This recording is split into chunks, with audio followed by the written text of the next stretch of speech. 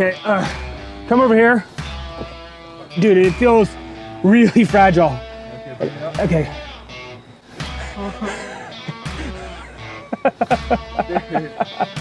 I am the mother of dragons! Okay, that was dorky, but this is awesome. Join me, Myke Clarkson, on Zilla's new series, Beyond the Glass, as we study the wild relatives of our captive bred pets, in order to better understand how to care for them. Let's go beyond the glass.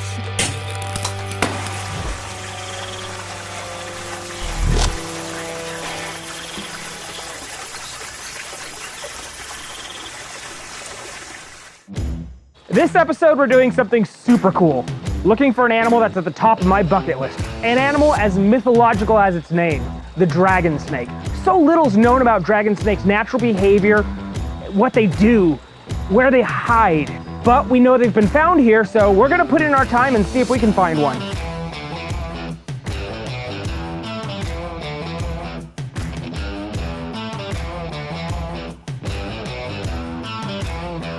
Okay, so right here, we've got a barely metamorphosized frog. At this size, it's probably a prey item for our target species, the dragon snake.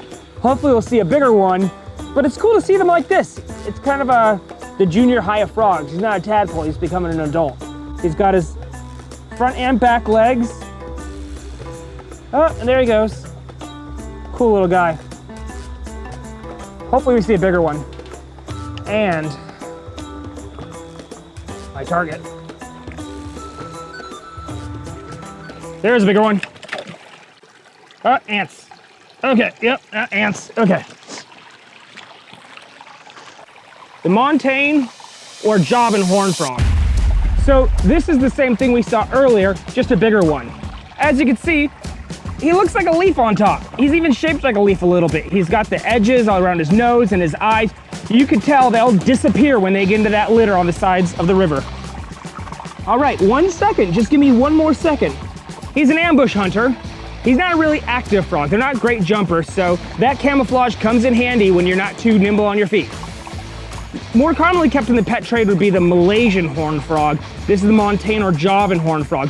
However, their setups are pretty similar, and this one does occasionally occur.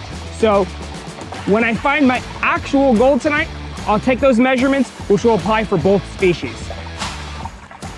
All right, little guy. Off to find your predator.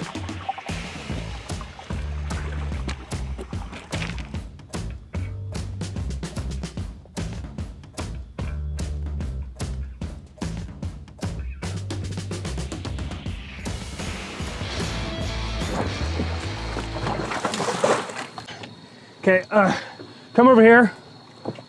Dude, it feels really fragile. Okay, bring it up. Okay.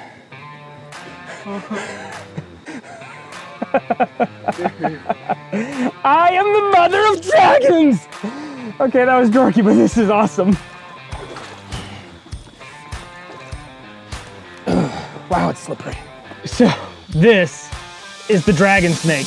You can't really top this. It might be the most unique looking snake I have encountered in the wild. These are very rare. They don't even act, look, behave snake-like. They're not culibrids, they're in their own family, Xenodermidae, and they've got 3 ridges along their back, really pronounced ridges.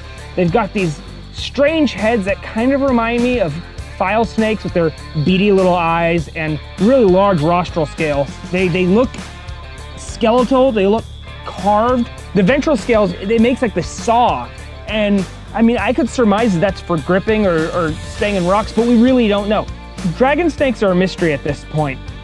We know almost nothing about their basic ecology, their breeding, anything, what they do during the day. Occasionally people see them, and that's about it. They exist. We know they exist. Dragons are real, and that's where it starts and stops. I'm thrilled to be able to share it with you because this is one of the things that you normally just tell your friends about. Now, in terms of captivity, almost nobody has had luck with these, and they've only come in a handful of times. I'm still gonna take measurements though, because should we see success with captive breeding in the future, it'd be great to have that information. This is such a cool snake. You just made my year.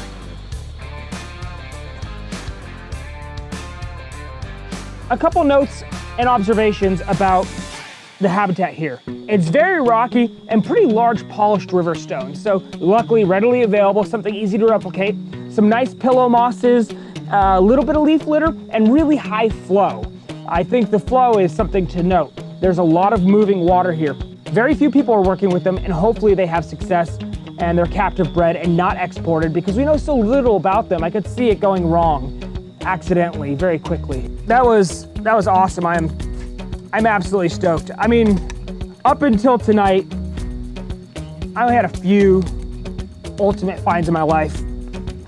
This is right up there with Bushmaster and the yellow-bellied sea snake. I will never forget tonight. And luckily, now we got a video to remember it by, so win-win.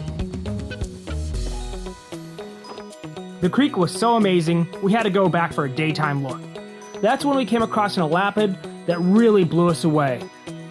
This rare little critter was not pet material, but well worth sharing. So this right here is a Malaysian blue coral snake. On Java, sightings are incredibly rare. The last one I'm aware of has been several years.